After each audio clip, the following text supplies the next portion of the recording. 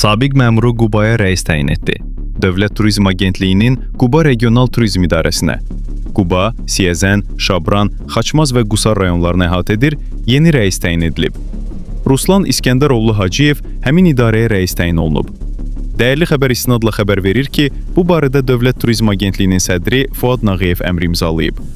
Qeyd edək ki, Ruslan Hacıyev uzun illər Quba rayonu Maliyyə İdarəsinin rəisi vəzifəsində çalışıb.